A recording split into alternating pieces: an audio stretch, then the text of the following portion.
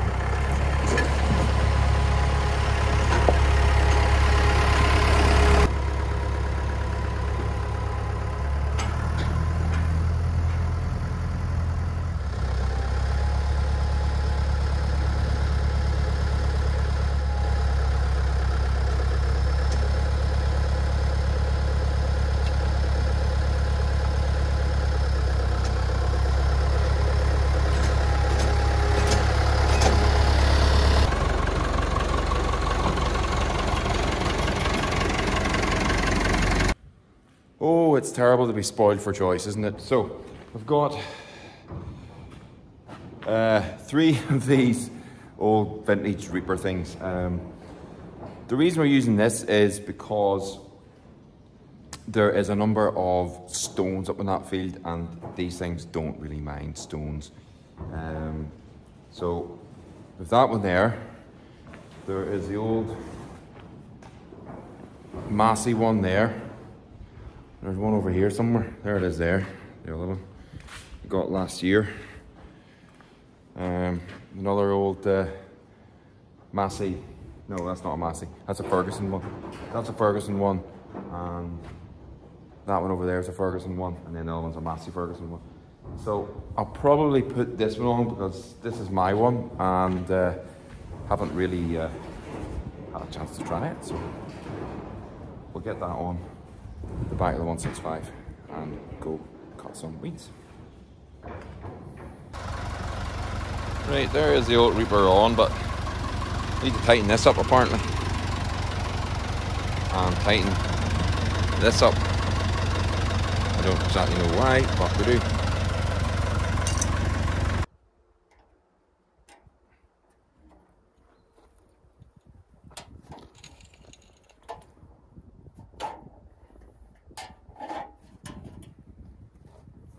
Got the old Ferguson Reaper on now. We're up in the field. I'm going to start cutting, but just to give you a little bit of history of this old machine here. This belonged to a local farmer here, and who has long since retired and passed on. But this Reaper used to cut on this farm. My father reckoned in the late 60s and early 70s. The farmer who had this would have contracted, so he would have come here and he would have cut the hay with this Reaper. So this Reaper it's not new to the farm, but it's the first time since we got it. It's been painted, it's been sitting in, it's got dust on it, but I think it's the first time it's been cutting in years. So father's fixed it all up and painted it, and it's just been sitting in the back and it just gathers dust. But so I'm gonna get out, give it a go here, and then when I'm finished I'll give it a good power wash. So anyway, yeah, so there you go. That's the history of it. Local farmer, contractor, back on the farm after many years, cutting again. Won't be cutting hay now, but cut these weeds. But the reason that we use the Reaper here is because this field is full of stones, and any other machine in here would be a disaster. The plan here is to eventually, probably not this year, but this big pile of stuff is to go in behind there and to level that hollow out, and this field will then be I think that's plan is to harrow and plough it and reseed it and sort it all out. So yeah, there's a number of stones and things. So this is the only machine really you can use for cutting weeds in here, or a modern flail machine, but I don't have one of them. Anyway, let's get it going, see how it goes.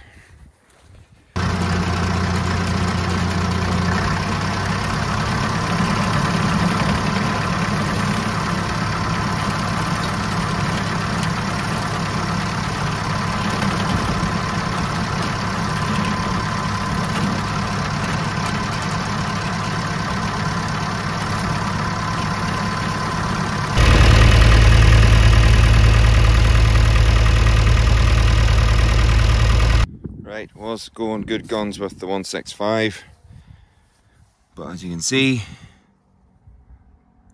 water which should be in the radiator is outside of it, and there's even water there. Look at that. I don't know, this tractor beats me. Right, I don't know. I just give up with this tractor, really. It's just more leaks than wheels.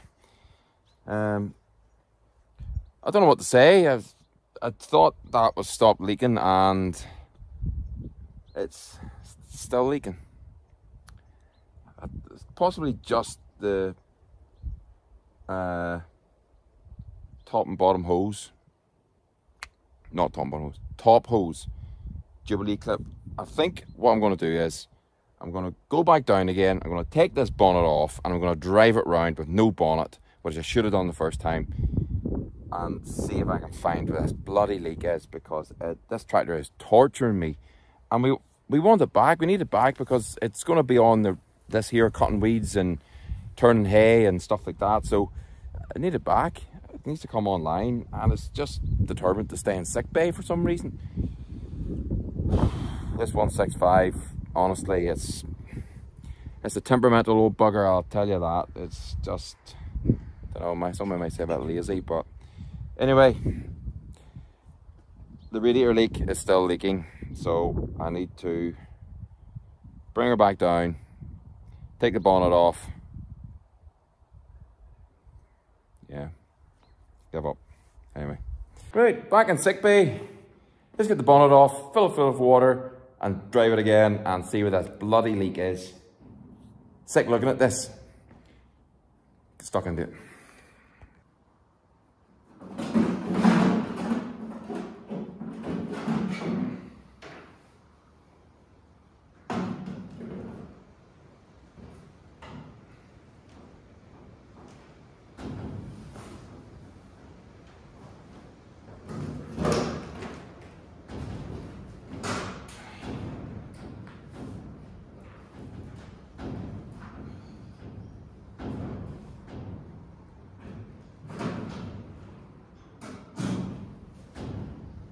Right, bonnet is off, and there is no obvious areas for leaks. But we'll put water in it again, and we'll go up and we'll start cutting the weeds, and we'll see where this old bugger is leaking. I think it's leaking there at the top, but it shouldn't be. Really shouldn't be. And that radiator is being repaired there and tested. So, hey, come on, 165, give me a break. Anyway, go back up, start again.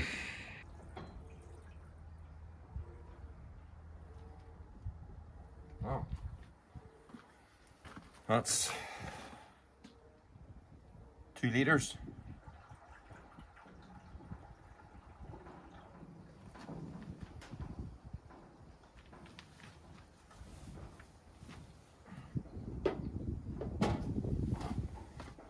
That's 4 litres.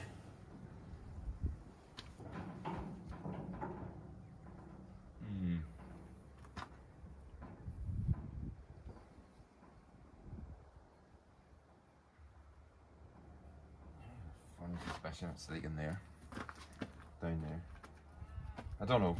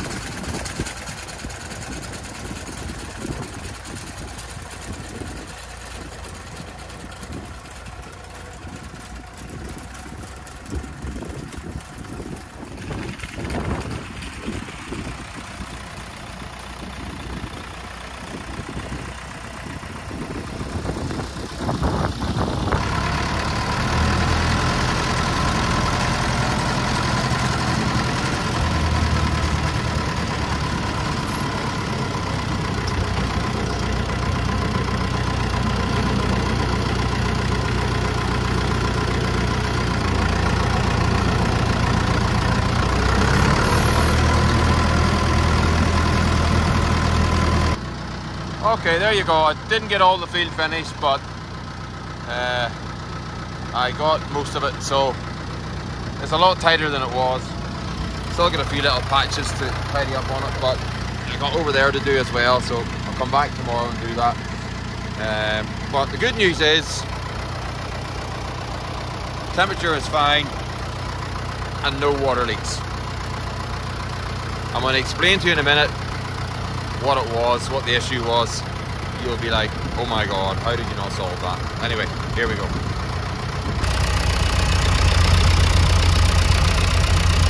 No water leaks.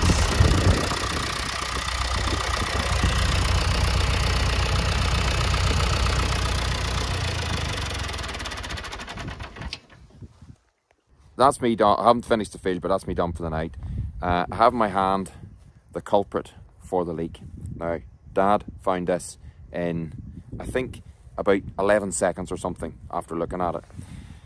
I'd been looking for 11 years. And the cause of it is no rubber seal here. The little rubber goes around here and it's missing. And what was happening was, when the engine was warming up and going under pressure, the water was just leaking out. I was coming out through the spill pipe at the top because I didn't have a hose on it. Going down in and looking like a leak in the radiator, but it wasn't. It was that, and he found that. Nothing beats experience, and you can read all the books you like, from cover to cover and back again, but nothing beats experience. And he just found that right away. I couldn't believe it. So that seems to have solved the problem. The tractor's going all right there now. Putting up a nice temperature, working away, not spitting water out and all that malarkey from earlier. So yeah, there you go. That was the cause of the pain. So I didn't need to take the bonnet off, but you live and learn, eh? Anyway, that's it. I've had enough for today. That's enough chaos and dramatic effect and all that stuff. Well, there you go. There is the cause of the pain.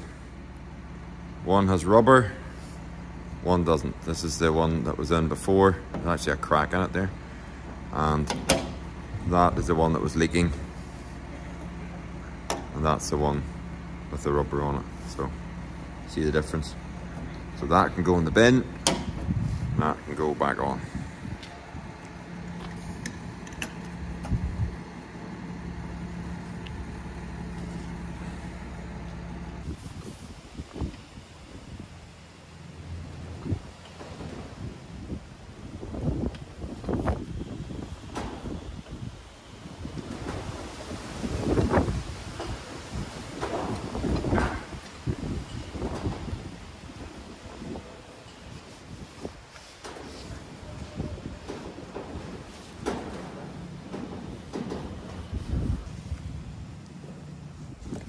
So what I've done is put 3 little rubber caps on them, the 3 spool valves, tipping pipe as well. Just keeps the dirt out and just tidy. So that's a good 165. Good to go. Good job. Right, there you go. After days of testing and analysis and more testing and all sorts of shenanigans, the bonnet is on. No, I'm not taking it off again. That's it. On now.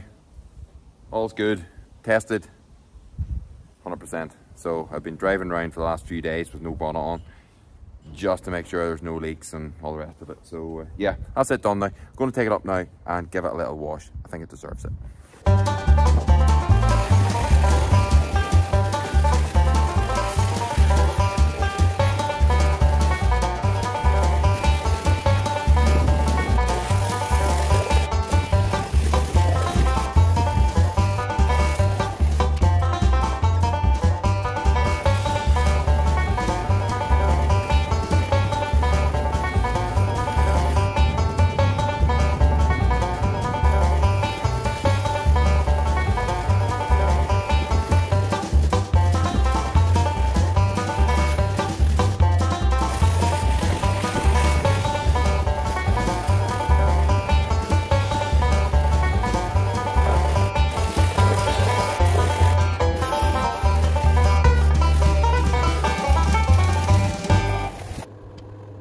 Right, there we go. Now looking more like her old self.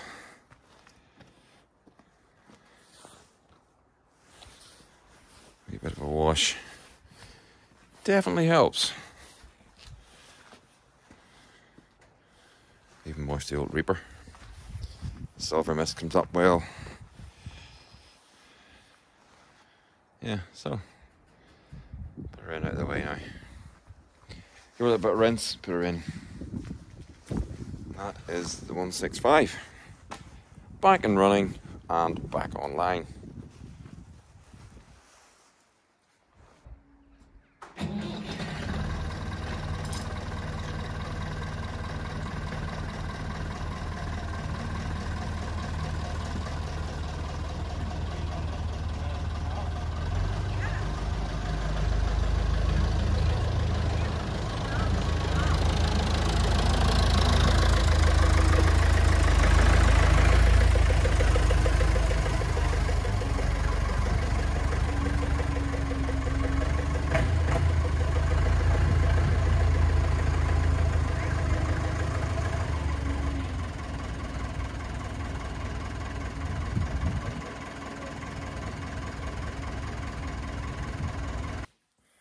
Right, just to finish up the 165 video once and for all, that, what you just saw, was not the last time the bonnet was off this tractor. Yeah, it was off one more time. And yeah, this bonnet has been on and off more times than a light switch. And it's probably been my fault, to be quite honest. When I took it out for the test run, Dad asked me how did it go? I said it went fine. Wasn't spitting out water, didn't heat up. What I didn't tell him, and it is important, is I didn't tell him that it took a long time to warm up. And when it did warm up, the temperature gauge was sitting just on the wrong side of the neutral position. It was just running slightly warm. Now, if I had told him that, he would have quickly realized there was something else up, and he knew right away when he tested himself that the thermostat was sticking in the tractor. So what happened was he took the tractor himself, he cut some weeds and quickly realized it wasn't right. Called me up and said, that tractor's not right, the thermostat's sticking, order a new thermostat for that. So I did, it's in now, and the tractor is 100%. So 165 is back in my good books again. Thank God for that. That was a dilemma and a half, I have to say. I think if Dad hadn't been concentrating on the 390T and I was concentrating on this, it would have been solved a lot quicker. But, you know, as I said earlier in the video, you got to make these mistakes. You live and learn. I'll know the next time. Hopefully there won't be a next time, but if there ever is, I'll know what to expect. So anyway, that is it for this week's video. I hope you enjoyed the video. If you have, you know, don't forget to give me a thumbs up and hit the old sub button. Welcome new subscribers, by the way. There's been quite a few recently. So welcome to the channel. And if you have anything to say, put it in the comments box. Those of you old hats, those of you who are new to the channel, get on the comments. I love to hear from you. I always say it. And yeah.